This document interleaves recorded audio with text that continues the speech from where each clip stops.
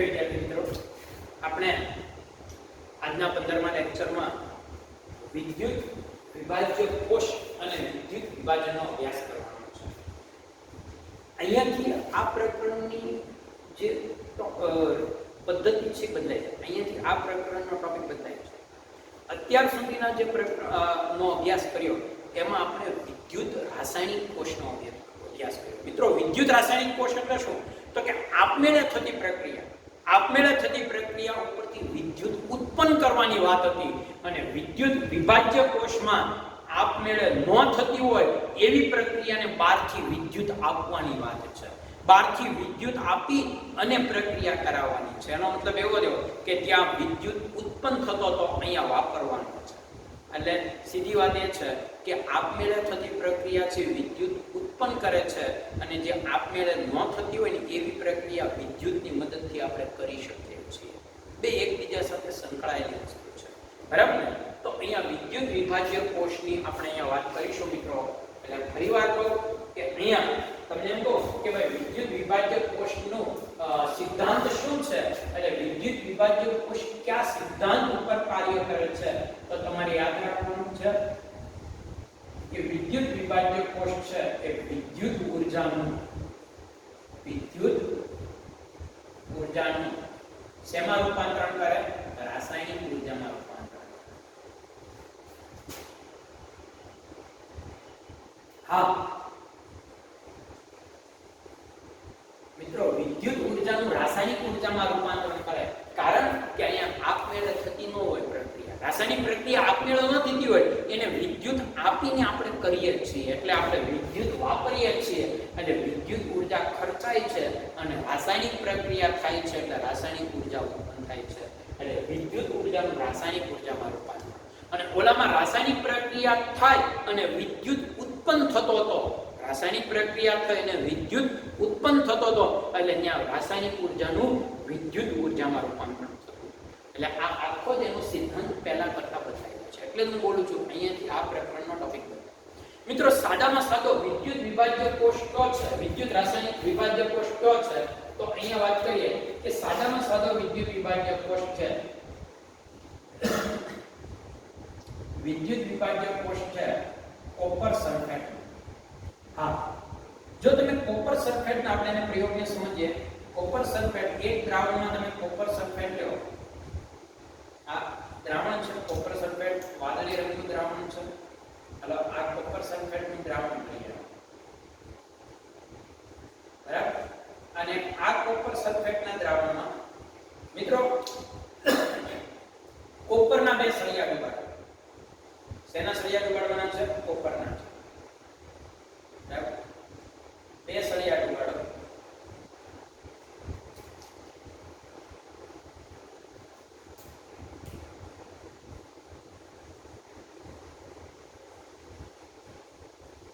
આ કોપરનો સળિયો છે, આ પણ કોપરનો છે. અને બહારથી અહીંયા કોઈ રાસાયણિક પ્રક્રિયા આપેલ નહીં થાય, પણ અહીંયા બહાર આપણે બેટરી સાથે જોડીએ છીએ, બરાબર? તો અહીંયા હું બહારથી બેટરી સાથે જોડું છું. અને એક વાત તમને કહી દઉં કે અહીંયા આ બેટરીનો ધન છેડો છે. બેટરીના ધન સાથે જોડાઈ ધન અને ધન એટલે કોણ? એનોડ. અહીંયા એનોડ ને કેથોડ પહેલેથી નક્કી હોય. ટૂંકમાં અહીંયા તમારું ભૌતિક વિજ્ઞાન આવ્યું, ફિઝિક્સ આવ્યું. કારણ કે વિદ્યુતનો ઉપયોગ કરવાનો છે. વિદ્યુત બનાવવું એ રાસાયણિક પ્રક્રિયા એ આપણે શીખી લીધી. એમાં એનોડ અને કેથોડ માટે આપણે ઓક્સિડેશન ને રિડક્શન ને જવાબદાર ગણ્યો કે જ્યાં ઓક્સિડેશન થાય એનોડ ને રિડક્શન થાય કેથોડ. પછી ધન અને ઋણમાં આપણે એવું જવાબદાર ગણ્યો કે ઇલેક્ટ્રોન જ્યાં જમા થતા હોય, ભેગા થતા હોય એ ઋણ, અને જ્યાં ઇલેક્ટ્રોન વપરાઈ જતા હોય, ઘટતા હોય એ ધન. અને એટલે જ એનોડ હતો એ ઋણ હતો અને કેથોડ હતો એ ધન હતો. એટલે વિદ્યુત રાસાયણિક કોષમાં ઊંધું હતું. એનોડ ઋણ અને કેથોડ ધન. અને અહીંયા તમારે ફિઝિક્સ જેવું છે, એનોડ ધન અને કેથોડ ઋણ. આ ખાસ સમજો. બેટરીના ઋણ સાથે જોડાઈ ઋણ કહેવાય અને બેટરીના ઋણ સાથે જોડાઈ ઋણ કહેવાય. અને ઋણ એટલે કેથોડ. ટૂંકમાં અહીંયા આપણું રેગ્યુલર જે તમારી પદ્ધતિ હતી એનોડ ધન કેથોડ. કારણ કે અહીંયા કોઈ એવું સ્પેસિફિક કારણ નથી લેવાનું. અહીંયા એનોડ ને કેથોડ કેમ નથી થાય? બેટરીના આધારે. બેટરીના ધન સાથે જોડાઈ ધન એનોડ અને બેટરીના ઋણ સાથે જોડાઈ ઋણ કેથોડ. અહીંયા કોઈ સ્પેસિફિક કારણ નથી. એટલે કોપર સલ્ફેટના દ્રાવણમાં જો બે કોપરના સળિયા ડુબાડી અને બહારથી વિદ્યુત પ્રવાહ પસાર કરવામાં આવે બેટરી જોડી, તો અહીંયા મિત્રો મેં અલગ અલગ કલરના કેથોડ દોર્યા, કોપર દોર્યા. હું કામ ખબર તમને? આ એક જે એનોડ તરીકે જે કોપરનો સળિયો છે ને, એ અશુદ્ધ કોપરનો સળિયો છે, અશુદ્ધ. એમાં બીજી અશુદ્ધિઓ હોય, અને આ છે ને એ શુદ્ધ કોપરનો સળિયો છે. હવે આમાં કઈ રાસાયણિક પ્રક્રિયા થશે એ તમને કહું. અહીંયા મિત્રો એનોડ ઉપર પહેલા હું તમને સમજાવું. મોટે ભાગે કેથોડ પહેલા લેવાય, એનોડ કહું છું. એનોડ છે એ શું કરશે તો કે એનોડ ઉપર ઓક્સિડેશન થાય. તમને બધાને ખબર છે. એટલે અહીંયા કોપરના સળિયામાં કોપરના પરમાણુઓ હશે. શું હશે? કોપરના સળિયામાં કોપરના પરમાણુ હશે. હવે એ જે કોપરના પરમાણુઓ છે, તમને ખબર છે એનોડ એટલે ઓક્સિડેશન, એ ઇલેક્ટ્રોન ગુમાવી અને આ આયનીકરણ થાય. આયનીકરણ થાય એટલે દ્રાવણમાં જાય છે. કોપરના આયનો એનોડમાં ઓક્સિડેશન થાય. ઓક્સિડેશન થવું એટલે કોપર છે ઇલેક્ટ્રોન ગુમાવી અને આયન બને. આયન બને એટલે દ્રાવણમાં જાય. ઇલેક્ટ્રોન અહીંયા ભેગા થાય એટલે ઇલેક્ટ્રોનનો પ્રવાહ અહીંથી આમ થાય ને, ઋણમાંથી નીકળે અહીંયા એવો. એટલે આ ઇલેક્ટ્રોન મુક્ત થાય ઓક્સિડેશન પ્રક્રિયા. બરાબર ને? હવે કેથોડ ઉપરની પ્રક્રિયા તમને સમજાવું. કેથોડ શું કરશે તો કે કેથોડ છે ને એ આને છૂટા પાડેલા આયનોને દ્રાવણમાંથી ટૂંકમાં કોપરના આયનોને પોતાના તરફ આકર્ષે અને આકર્ષી અને ઇલેક્ટ્રોન આપી એને ઇલેક્ટ્રોન અહીંથી બેટરીમાંથી જે ઇલેક્ટ્રોન આવે ને એને મળે, એ કોપરને આપે અને આપી અને કોપર ધાતુ તરીકે એને છૂટી પાડે. અને જેમ જેમ કોપર છૂટી પડતી જશે એમ એમ ધાતુ બનતી જશે. સોરી, છૂટી નહીં પણ ધાતુ બનતી જશે એમની આના પર ભેગી થશે. એટલે કેથોડનો સળિયો છે ને એ શુદ્ધ કોપરથી વધતો જ જશે, વધતો જ જશે. એટલે જ કીધું કે શુદ્ધ ધાતુ લેવાની. એટલે આ પદ્ધતિ ક્યાં વપરાય ખબર તમને મિત્રો? ધાતુના શુદ્ધિકરણમાં, વિદ્યુત વિભાજ્ય પદ્ધતિ. આગળ ચોથા પ્રકરણમાં, પાંચમા પ્રકરણમાં આવશે મિત્રો, 10મા કે ધાતુના શુદ્ધિકરણ માટેની વિદ્યુત વિભાજ્ય પદ્ધતિ આવે. અશુદ્ધ ધાતુનો સળિયો આ રાખશો અને એમાંથી મેં શું બોલ્યો કે કોપરના પરમાણુ હશે ઈ ઇલેક્ટ્રોન ગુમાવે અને આયન બની દ્રાવણમાં જશે. હવે તમને અંદર અશુદ્ધિ ક્યાં જાય તો કે અશુદ્ધિ તરીકે બીજી ધાતુઓ હોય તો એ અશુદ્ધિ જેવો કોપર અહીંયા આવે અને એ અશુદ્ધ ધાતુઓ જે બધી છે ને અશુદ્ધિઓ એ બધી અહીં ભેગી થાય એનોડની નીચે. અને એનોડની નીચે આવી અશુદ્ધિ ભેગી થવાની ક્રિયાને એનોડિક પંપ કહેવાય. એનોડ પંપ કહેવાય. બરાબર? તો આવી રીતે અહીંયાથી અશુદ્ધિ નીચે જતી રહે, કોપર છે અહીંયા દ્રાવણમાં આવે આયન બનીને, અને આયન બનીને દ્રાવણમાં આવે અને દ્રાવણમાંથી કેથોડ ઉપર જાય અને ત્યાં ઇલેક્ટ્રોન સ્વીકારી ધાતુ બની જાય અને એ કોપર શુદ્ધ ધાતુ છે સળિયા ઉપર ભેગી થાય. એટલે પ્રક્રિયા દરમિયાન કેથોડનો સળિયાનું વજન વધતું જાય અને એનોડના સળિયાનું વજન ઘટતું જાય કારણ કે ત્યાંથી કોપર રિલીઝ થાય છે. તો આ પ્રક્રિયા મિત્રો વિદ્યુત વિભાજ્ય કોષ પ્રક્રિયા કહેવાય. કેમ તો કે વિદ્યુત પ્રવાહ આપ્યો પછી આ શક્ય બન્યું, પહેલા શક્ય બન્યું. બરાબર? એટલે ધાતુના શુદ્ધિકરણમાં આ પદ્ધતિ વપરાય છે, વિદ્યુત વિભાજન. બીજી ક્યાં વપરાય તમને કહું? એક ધાતુ પર બીજી ધાતુનો પેલેટ ચડાવવો, પડ ચડાવવો. આપણે ચાંદી કે એવી કોઈ ધાતુ એમાં સોનાનો પડ ચડાવવો, બરાબર, એને સોનેરી બનાવવું તો આ રીતે કરે તો તમને ખબર પડી જશે. જેનું પડ ચડાવવાનું હોય ને એને અહીંયા રાખવાનું, જેના ઉપર ચડાવવાનું અહીંયા રાખવાનું. કેમ કે એની ઉપર ઓટોમેટિક ચડે. એટલે કેથોડ તરીકે કોને રાખશું? કોને રાખશું? જેના ઉપર પડ ચડવાનું છે. ધારો કે મારે સ્ટેનલેસ સ્ટીલ ઉપર કોપર મારે ધારો કે લોખંડની ચમચી જે એની પર કોપર ધાતુનું પડ ચડાવવું તો લોખંડની ચમચી હું આમાં લટકાવી દઉં દ્રાવણ અને અહીંયા હું કોપર લટકાવી, કોપરમાંથી છૂટા પડેલા આયનો આની પર જમા ભેગા. તો આવી રીતે એક ધાતુ પર બીજી ધાતુનું આવરણ ચડાવવા માટે પણ આ પદ્ધતિ વપરાય છે. વિદ્યુત પ્રવાહ અહીંયા આપવો પડે છે. તો તમે જોઈ શકો છો મિત્રો કે વિદ્યુત વિભાજન પદ્ધતિ જે છે એ શું તમે કહી શકો? વિદ્યુત વિભાજન પદ્ધતિ વિદ્યુતનો ઉપયોગ કરીને રાસાયણિક પ્રક્રિયા થાય છે. બરાબર? એટલે આ રીતે. અને આની કુલ કોષ પ્રક્રિયા જ્યારે હું લખું ને મિત્રો ત્યારે આ ઇલેક્ટ્રોનિક ઉડી ગયા, આ આયન ઉડી ગયા. કારણ કે આયન દ્રાવણમાં થાય આ બી વધે. પણ અહીંયા તમારે શું લખવું પડે ખબર? Cu solid. અહીંયા તમારે લખવું પડે આ કોનો Cu છે? એનોડ. અને અહીં તમે લખજો એનોડ અથવા તેમ લખજો અશુદ્ધ. જે અશુદ્ધ જે સળિયો છે ત્યાંથી Cu સોલિડ ક્યાં આવે તો કે કેથોડ ઉપર. આમ લખવું પડે ભાઈ આપણે એનોડ ને કેથોડ ને શુદ્ધ લખવું એટલે બતાવી કે એનોડ ઉપરથી કોપરના પરમાણુઓ છે ક્યાં જાય તો એનોડ ઉપરથી છૂટા પડી પહેલા દ્રાવણમાં જાય પછી કેથોડ ઉપર જમા થાય. બરાબર? એનોડનો સળિયાનું વજન ઘટતું જશે અને કેથોડના સળિયાનું વજન વધતું જશે. તો આ મિત્રો વિદ્યુત વિભાજન પદ્ધતિ છે. હવે પ્રશ્ન છે કે આ વિદ્યુત વિભાજન પદ્ધતિ માટે ઘણા વૈજ્ઞાનિકોએ સરસ રીતે મહેનત કરી. આ સિવાય આ કોપર તો એવું નહીં, આ સિવાય પણ કેટલીક ધાતુઓનું શુદ્ધિકરણ આ પદ્ધતિથી થાય છે. કઈ કહું? સોડિયમ, મેગ્નેશિયમ, એલ્યુમિનિયમ આ બધી ધાતુના શુદ્ધિકરણ વિદ્યુત વિભાજન પદ્ધતિથી થાય છે. તમે કરી શકો. હવે મિત્રો વાત કરીએ કે આ જે વિદ્યુત વિભાજ્ય કોષ છે, બરાબર, એનો જથ્થાત્મક સંબંધ એટલે શું? કે વિદ્યુત આપણે કીધું ને કે અહીંયાથી કોપર છૂટો પડીને અહીં આવશે, તો કેટલો કોપર કેથોડ ઉપર જમા થશે, એટલે કોપરનો જથ્થો કેટલો હશે, છૂટો પડતો કોપર ને જમા થતો કોપર કેટલો હશે, તો એનો જથ્થાત્મક સંબંધ ફેરાડેએ આપણને આપ્યો છે. અને એને બહુ સરસ વાત કરી કે અહીંયા વિદ્યુત વિભાજનથી કેથોડ ઉપર જમા થતો ધાતુનો જથ્થો એ એમાં લાગુ પાડેલા વિદ્યુત પ્રવાહના સમપ્રમાણમાં હોય છે. આ કેથોડના ફેરાડેના બે નિયમો છે મિત્રો, એટલે એને આપણે ફેરાડેના વિદ્યુત વિભાજનના નિયમ તરીકે ઓળખીએ છીએ. શું કહીએ છીએ એને આપણે? ફેરાડેના વિદ્યુત વિભાજનના નિયમ.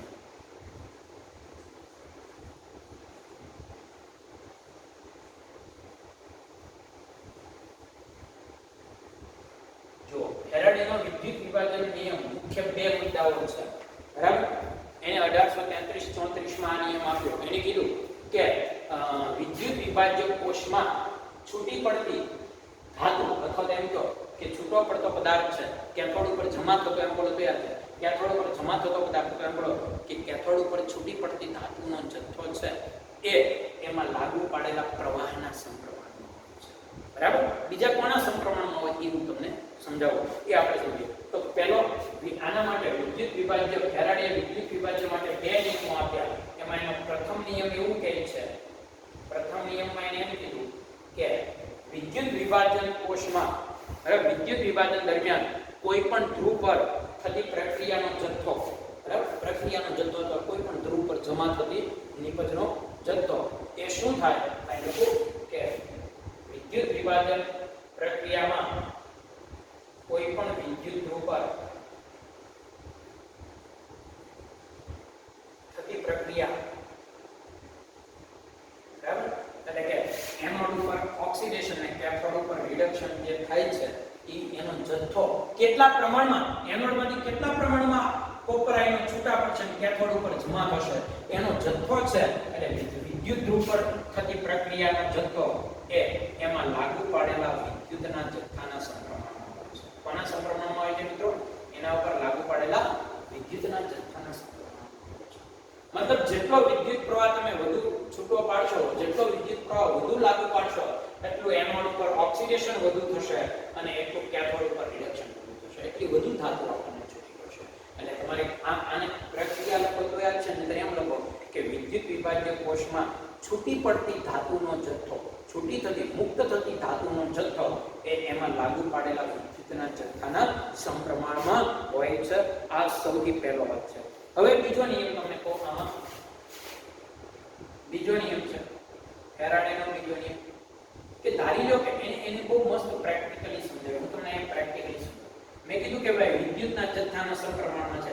ધારી લો કે મારી પાસે અહીંયા બે ધ્રુવો છે, બે કોષ છે,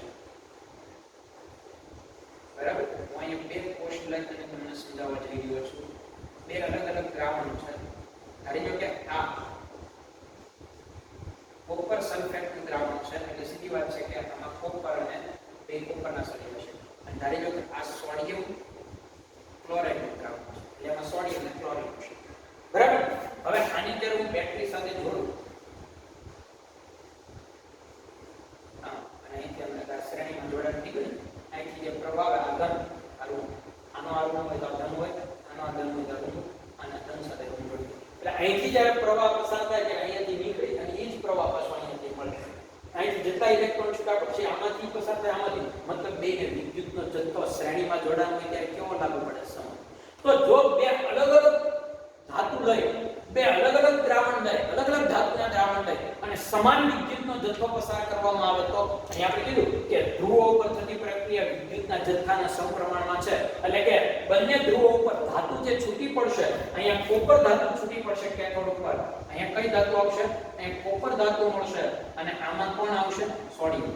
તો આ ધાતુ જે છૂટી પડતી ધાતુનો જથ્થો છે એ વિદ્યુતના જથ્થાના સમપ્રમાણમાં છે. તો અહીંયા મેં વિદ્યુત તો સરખું આપ્યું. તો શું વિદ્યુતનો જથ્થો સરખો આપું તો આ આ વિદ્યુત વિભાજક કોષમાં અને આ વિદ્યુત વિભાજક કોષમાં કોપર અને સોડિયમનો જથ્થો સરખો મળશે? ના ભાઈ, સરખો નહીં. કેમ? તો કે છૂટી પડતી ધાતુનો જથ્થો છે ને એ વિદ્યુત પ્રવાહ સાથે તો સંબંધ ધરાવે છે, પણ સાથે સાથે મિત્રો એના તુલ્ય દળ સાથે પણ સંબંધ ધરાવે છે.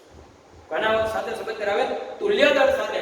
જેનું તુલ્ય દળ વધુ હોય ને, જેનું તુલ્ય દળ વધુ હોય ને એ ધાતુ વધુ મળે છે. દાખલા તરીકે તમને કહો તો અહીંયા કોપર જે છે, અહીંયા લખી દો કે ભાઈ કોપર છે એનું તુલ્ય દળ કેટલું આવશે? બોલો. તુલ્ય દળ એટલે એનું મોલર દળ બોલવું, આણ્વીય દળ બોલવું, ગમે બોલવું. મોલર દળ ભાગ્યા એનો વીજભાર અથવા આયન, અથવા તમે એમ કહી શકો અહીંયા બધું લખી શકાય. વીજભાર લખો, આયન લખો, અથવા એમ લખો કે એનું રિડક્શન થવા માટે જરૂરી ઇલેક્ટ્રોન. તો અહીંયા તમે જુઓ કોપરનો વીજભાર 2 છે તો એ 2 જ આવશે. પછી એનું રિડક્શન થઈ કોપર બને ત્યારે કેટલા ઇલેક્ટ્રોનની જરૂર પડે? એ બધું એક જ હોય ને. એટલે હું એમ લખું કે આણ્વીય દળ ભાગ્યા વીજભાર, અથવા એમ લખું કે આણ્વીય દળ ભાગ્યા રિડક્શન થવા માટે જરૂરી ઇલેક્ટ્રોન. બધું એકનું એક છે બરાબર. જરૂરી ઇલેક્ટ્રોન જેટલો વીજભાર હોય એટલા ઇલેક્ટ્રોન જરૂર પડે. કોઈ ઉપર +1 હોય તો 1 ઇલેક્ટ્રોન જરૂર પડે, +2 હોય તો 2 પડે. હવે કોપરનું આણ્વીય દળ 63.5 છે અને એનો વીજભાર 2 છે. તો આનું તમે ભાગાકાર કરો 3 × 6 3 × 3 7 × 5 15 ને 5 કેટલો આવશે? તુલ્ય દળ આવશે. હવે એ જ વાત હું સોડિયમની કરું તો સોડિયમનું તુલ્ય દળ છે એ આણ્વીય દળ, આણ્વીય દળની મોલર દળ લખાય. અણુ તો નથી અહીંયા આ, એટલે મોલર દળ લખો તો પરમાણ્વીય દળ લખો તો આવશે. કારણ કે અણુ નથી અહીંયા, ખાલી પરમાણુ છે. મોલર દળ ભાગ્યા વીજભાર. હવે તમે આનું મોલર દળ કહેવા જાઓ 23 અને વીજભાર 1 એટલે 23. બોલો બેમાંથી કોનું તુલ્ય દળ વધુ છે? કોપરનું. તો કોપર વધુ મળશે. બેનું પ્રમાણ કેટલું છે ખબર? જો સોડિયમ 23 ગ્રામ મળે તો કોપર 31.75 ગ્રામ મળે. આવી ગયો. એટલે આ એક ખાસ સમજવા જેવી વસ્તુ છે. આ જે પ્રેક્ટિકલી નિયમ જે મેં ફેરાડેનો તમને સમજાવ્યો ને, આ જ વસ્તુ આગળ જતા બહુ ઉપયોગી થશે. બરાબર?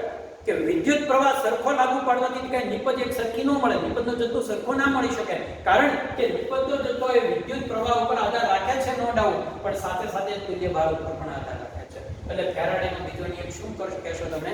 કે ધ્રુવો ઉપર થતી પ્રક્રિયા, પછી કાઉન્સમાં લખ્યો ધ્રુવો ઉપર થતી પ્રક્રિયા, પણ કાઉન્સમાં લખવાનું કે ધ્રુવો ઉપર છૂટી પડતી ધાતુનો જથ્થો એ વિદ્યુત ના જથ્થા ઉપર તો આધાર રાખે જ છે.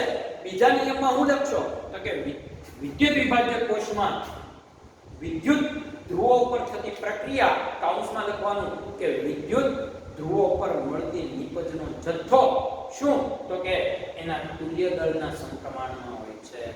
તુલ્ય દળ જેનું વધુ એ વધુ છે. સમજી ગયા તમે? એટલે આ એક વાત તમારે ખાસ ધ્યાનમાં રાખવાની છે. આ ઉતારી દેશો. આગળના ઘણા બધા આના લગભગ બહુ મોટા ભાગના દાખલાઓ આ એક સિદ્ધાંત પર આધારિત છે. વિદ્યુત પ્રવાહનો વિદ્યુતનો જથ્થો વધારવામાં આવે તોય નિપજ વધુ મળે, કારણ કે એટલું ઓક્સિડેશન. વિદ્યુત એટલે ઇલેક્ટ્રોનની હેરફેર જેટલી વધુ થશે એટલી સીધી વાત છે ઓક્સિડેશન રિડક્શન પ્રક્રિયા વધુ થશે તો કેથોડ ઉપર ધાતુ વધુ છૂટી પડશે. સમજીએ? એટલે વિદ્યુતના જથ્થા ઉપર તો પ્રક્રિયાનો આધાર છે જ. બીજો કોના ઉપર છે? તો તમારે કહેવાનું છે કે એના તુલ્ય દળ ઉપર છે.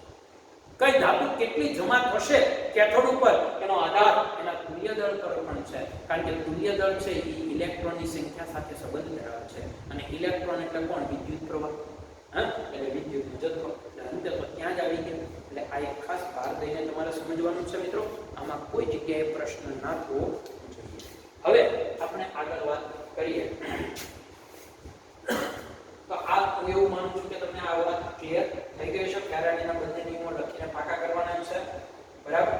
એટલે આપણને એ પ્રશ્ન ના થાય. હવે મિત્રો હું તમને બીજી વાત કરું કે વિદ્યુતનો જથ્થો છે એ અલગ અલગ એકમમાં માપાય.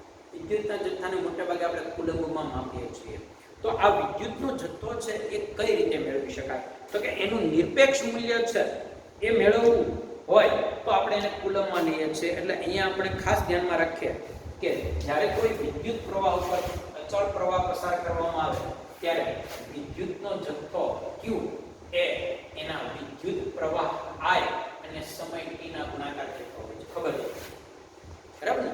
વિદ્યુતનો જથ્થો તમે વિદ્યુત પ્રવાહ 1 સેકન્ડ માટે પસાર કરો તો પંખો સેજ ફરીને બંધ થઈ જશે. 10 મિનિટ પાસે પસાર કરશો તો લાંબો સમય ચાલશે.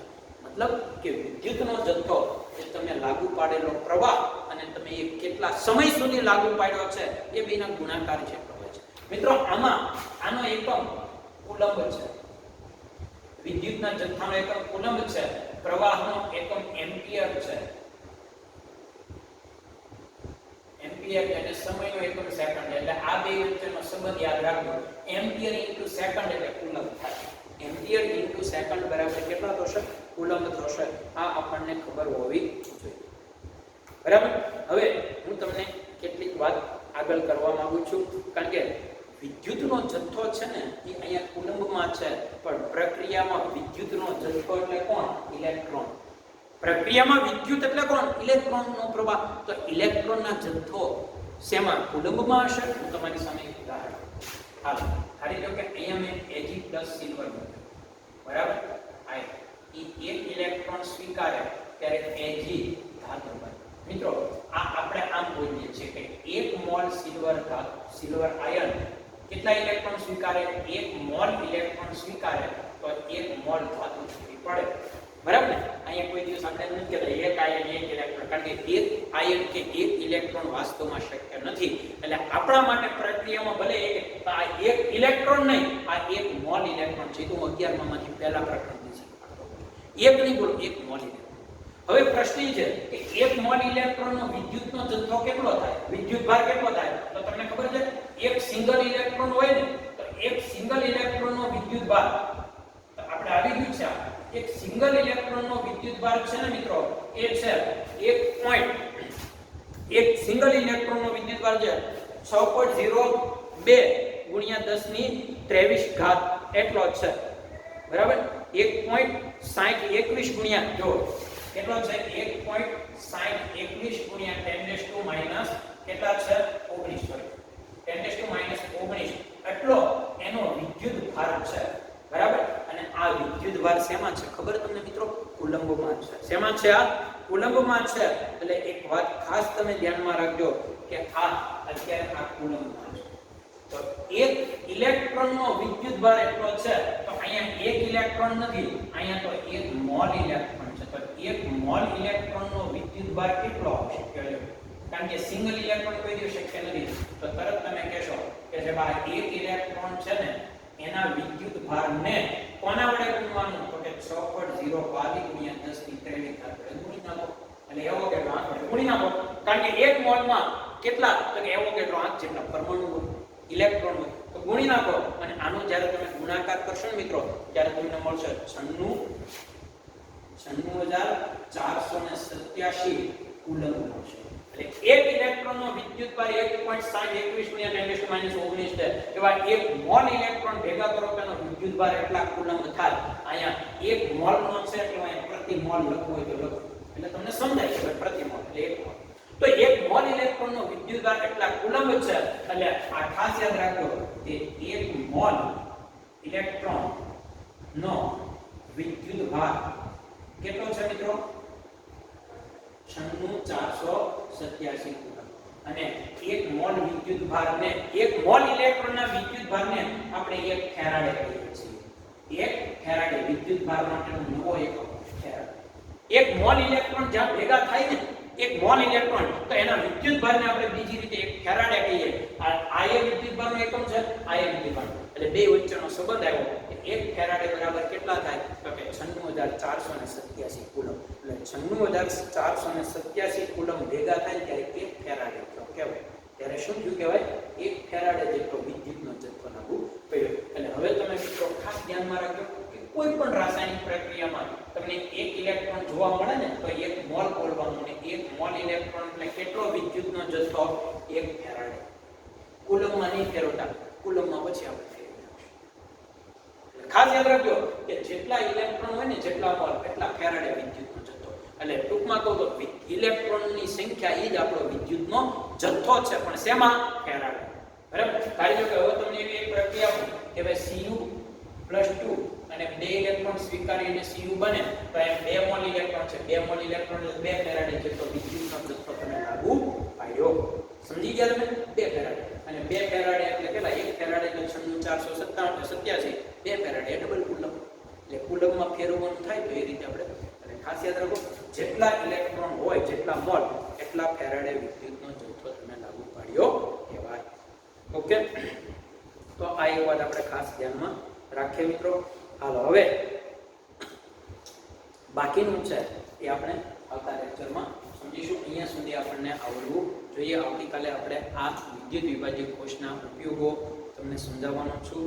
એનાથી નિપજ જે મળે બહુ અગત્યનો ટોપિક, કારણ કે મોટે ભાગે એમાંથી દાખલા બહુ બધા પૂછાય છે. બરાબર, તો એનો આપણે અભ્યાસ કરવાના છીએ. હોમવર્કમાં આ બધું જ પેજ નંબર 85 અને 86 એકવાર લખવાનું છે. અને એલટીમાં તમને કહું, એલટીમાં મિત્રો પેજ નંબર 85 ઉપરનો 3.9 નો દાખલો લખાણ સંબંધિત જે પ્રશ્ન છે ને, બરાબર 85 ઉપર એમાં 3.9 નો દાખલો એલટી